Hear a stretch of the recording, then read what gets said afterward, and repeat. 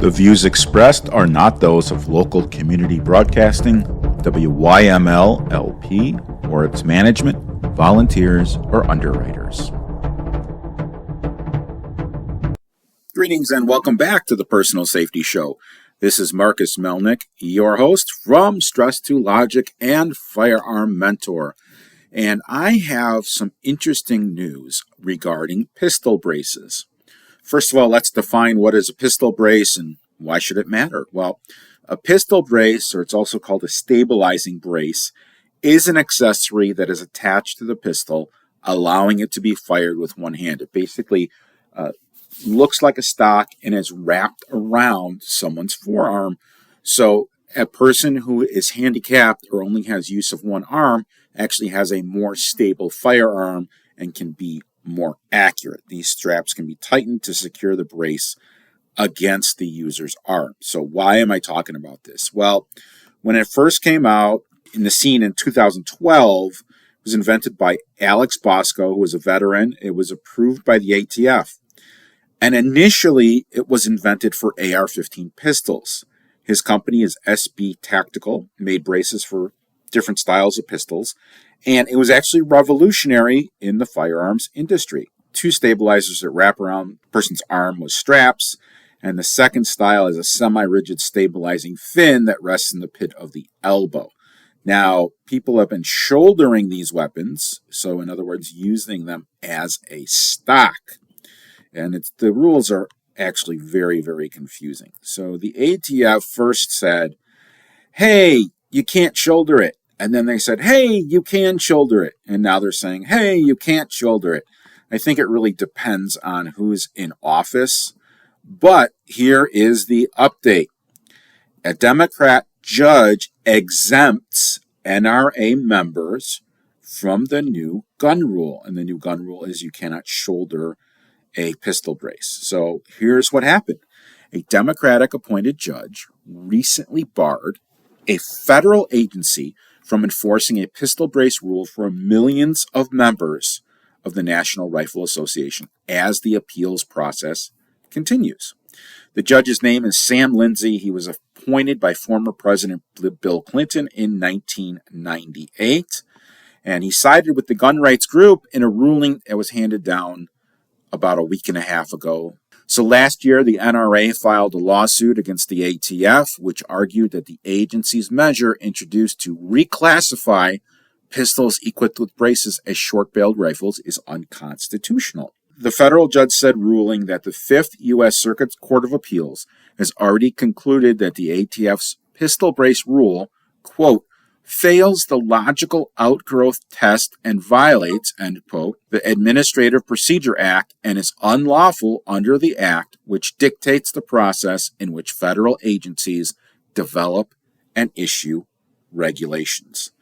Judge Lindsay also agreed with the NRA's argument that its members would face irreparable harm under the new ATF pistol brace rule. Compliance with the final rule is not discretionary, and the NRA's members face severe penalties for their failure to comply with the final rule, Lindsay wrote in the ruling. Accordingly, both of the final requirements for injunctive relief are satisfied because threatened injury to the NRA's members outweighs the threatened harm to the defendants, and enforcement of the final rule under the circumstances will not disserve the public interest. And this was a thing that President Biden has done.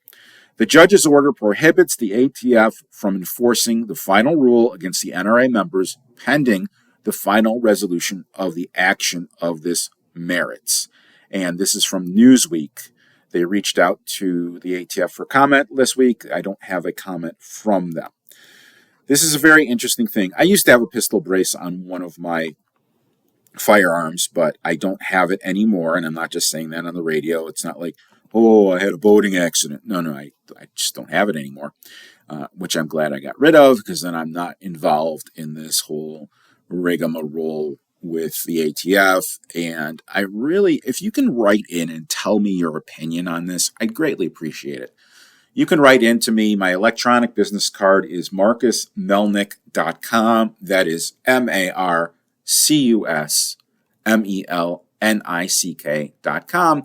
And one of the things that it's disheartening to see is I see some courts ruling in favor of anti-gunners. I see other courts ruling in favor of pro-gunners, and there's this patchwork quilt of laws and interpretations that differ depending on the federal district, depending on the state. I really think we need to have a federal one law, and that should not be left up to the states. But I'd like to hear your opinion on this. So it's a matter of, hey, let's move to an area where it's pro-gun. Well, a lot of people can't. I'm stuck in Illinois, at least for probably another decade, and it's going to depend on where my children go.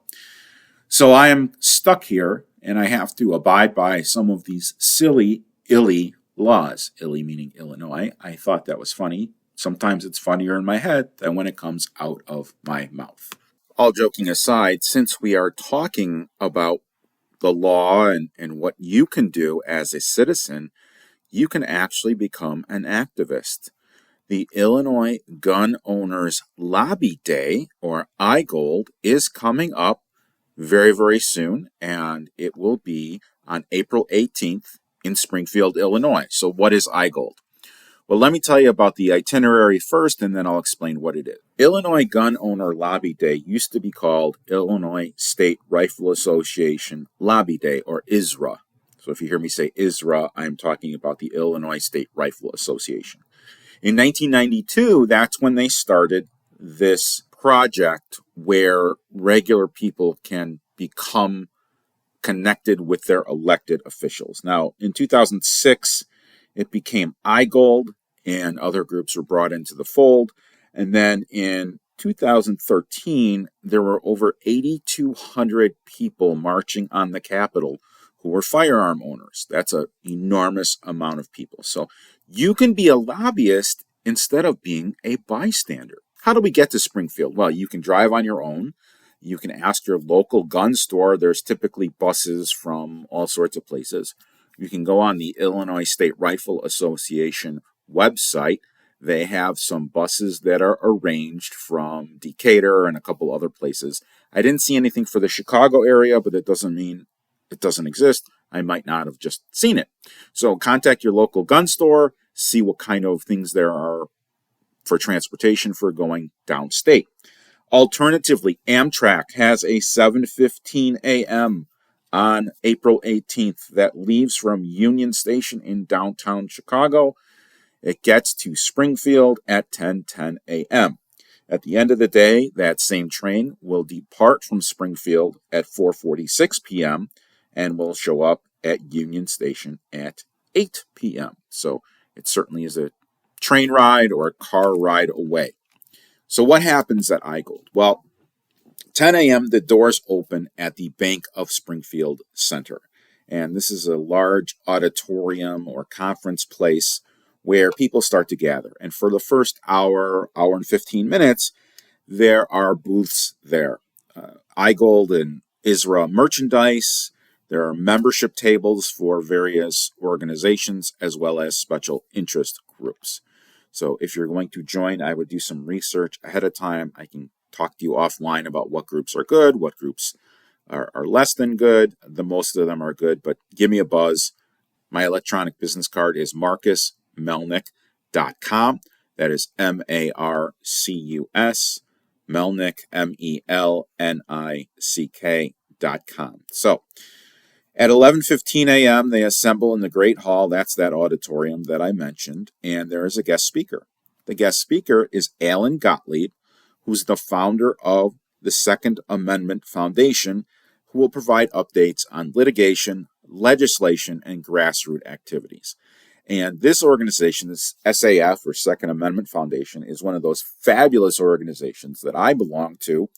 And what they end up doing is they challenge unconstitutional firearm laws and are quite good at it. Alan Gottlieb is absolutely a brilliant individual. His presentation starts at 11:30. Then at 12:50, so 10 minutes to 1, they are gathering for a march to the Capitol building to visit your individual legislator. When I went, and it was a long time ago, it was probably 15 plus years ago, we were given postcards, and it was to the president of the Congress, to the president of the Senate, and then to our specific individual representative and state senator. And what we were supposed to do is we walk, it's a little over a mile from the auditorium to the Capitol building. There's speeches outside. There's a ton of camaraderie. Everyone's wearing a yellow shirt because it's gold for IGOLD. And they go in and they talk to their legislators. I will not be able to go this year. And the other thing is my legislators are not gun friendly. As a matter of fact, one of them, I was at a networking meeting, and she said to me, and this sparked an idea for me. She said, I just wish before police officers shoot someone that they would just stop and think. And that kind of prompted me a little bit on my way to managing the hot stress mess, which is that keynote speech that I deliver, and how to calm someone so they don't have those cognitive blockers. What this elected official did not understand is that in a stressful situation, we resort back to our training. And in law enforcement, the training isn't a hold hands and sing kumbaya to calm down. It is to make split-second decisions based on muscle memory, based on life and death situations in microseconds. So there is no cognitive thought. The human stress response actually makes the blood go to the amygdala, or amygdalae, which is plural for amygdala, in the brain. It's just above the brainstem. It's our emotional control center, and it regulates our emotions. Whereas the prefrontal cortex, which is just behind everyone's forehead, talks about rational thought.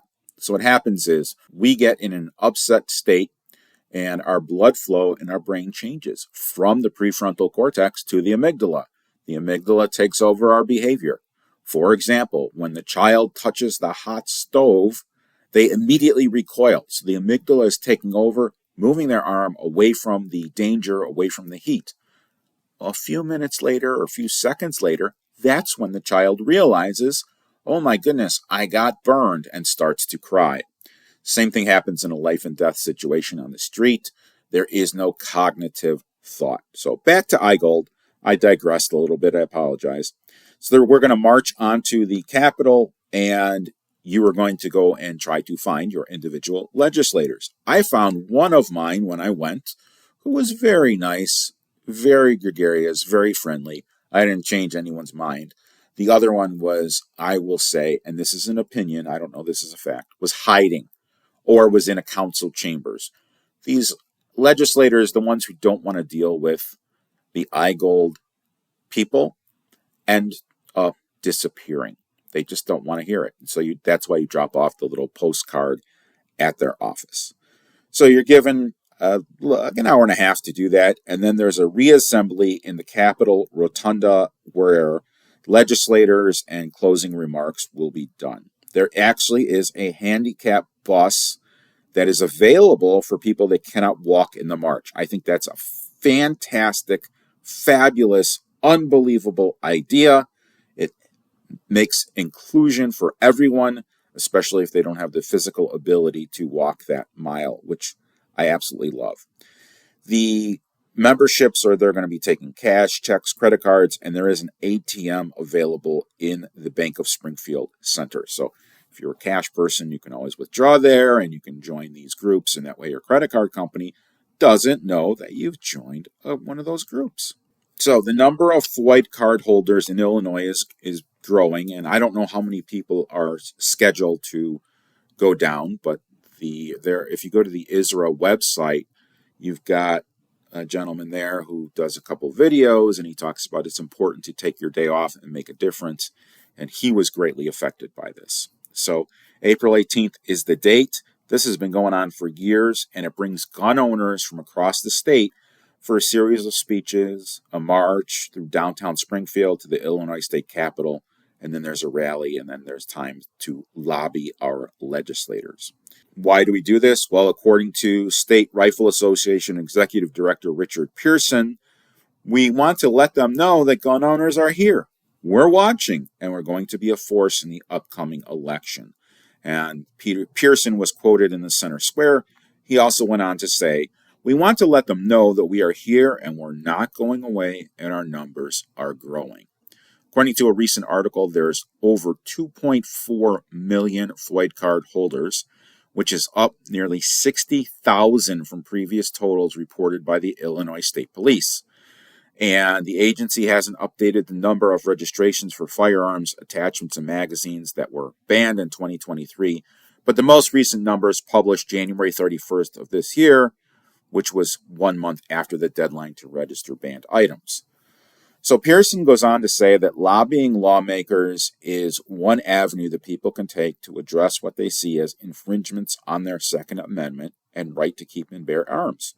The courts are another one, and that's where Alan Gottlieb comes in. That's where groups like Gun Save Life comes in. Their strategy is to let the laws pass and then sue the state, which is what's going on right now, or sue the federal government, depending on where the law initiated. So there's a couple different tactics. There is lobby your legislators, fight in court. There are people out there who are civilly disobedient, much like in the 1960s when there were rallies for equality. There was a lot of that going on. And there's definitely people out there, and they ignore the concealed carry signs. They buy whatever they want. They buy things illegally. They own things that are illegal. And that is how they deal with this. I do not recommend breaking the law. I recommend working within the law all the time, because you don't want to have not only the legal issues, but you don't want to have the social issues that come with that. There's a case out of Maryland, and there's also a case coming out of California. So probably the federal government is going to combine these cases. And the Supreme Court, U.S. Supreme Court, has been asked to take up a challenge on Illinois' gun ban. These other two states, Maryland and California, may be combined with Illinois. We don't know. Earlier this month, 29 states filed briefs with the federal Supreme Court urging them to take up the case challenging the Illinois gun and magazine ban. Very interesting, because I'm guessing those states are probably the similar states that have sent resources to Texas to halt migrating illegals or migrants or DACAs or whatever you want to call them, whatever the current term is. So basically, does Illinois' sweeping ban on common and lawful long arms violate the Second Amendment? And that's what these cases are exactly about.